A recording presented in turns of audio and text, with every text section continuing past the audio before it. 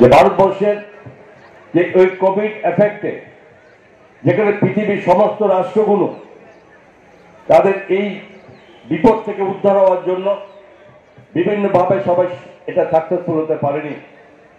আমাদের দেশের বিজ্ঞানীদের দ্বারা এবং দেশের প্রধানমন্ত্রীর যে উদ্যোগের সঙ্গে আমরা এই কোভিড-19কে মোকাবেলা করার জন্য আমরা যে ভ্যাকসিন আমরা করেছি সেটা আমাদের বিজ্ঞানীদের দ্বারা হয়েছে এবং সারা পৃথিবীতে বিভিন্ন দেশকে আমরা এর মাধ্যমে আমরা সহায়তা করেছেন দেশের প্রধানমন্ত্রী।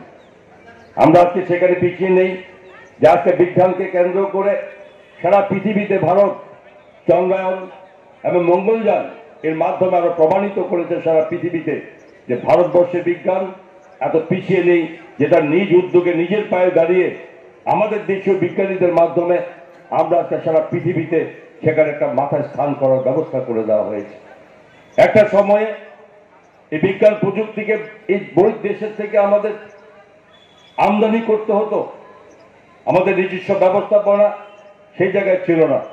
কিন্তু আজকের দিনে ভারতবর্ষ আজকে সেখানে বিজ্ঞানের প্রযুক্তিকে আমদানির থেকে সরে গিয়ে আজকে রপ্তানিকারক হিসাবে নাম লিখিতে পেরেছে এই বিশ্বের মধ্যে, যেটা ভারতবর্ষের জন্য গৌরব।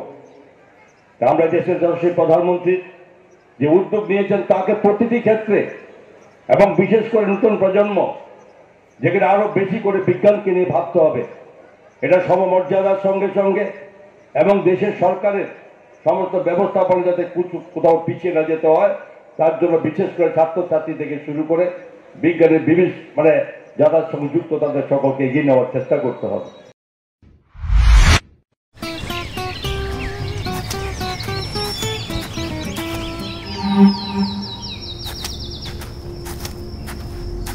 এই তুমি দ্বিজেন্দার মেয়ে না? শুনলাম তুমি নাকি বিদেশ থেকে ইঞ্জিনিয়ারিং পড়ে এসছো, তা তোমাদের সঙ্গে যে প্রতারণা হচ্ছে সেটা বুঝতে পারছে না? আঙ্কেল কিছু বুঝতে পারলাম না, কি বলছেন? সেদিন তোমাদের বাড়ির সামনে দিয়ে আসছিলাম, তোমাদের বাড়ির কাজ ধরেছো, তা কেমন হয়েছে দেখতে গিয়ে দেখলাম।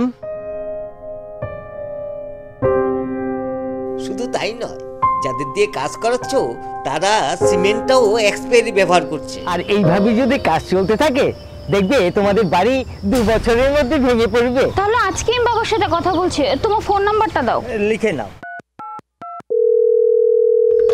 আরে রঞ্জন, মেয়ের কাছ থেকে তো সবই শুনলাম, কিন্তু আমি তো কাজটা ধরে ফেলেছি। হ্যাঁ, এখন কি করব, কোথায় যাব কিছুই তো বুঝতে পারছি না। কেন?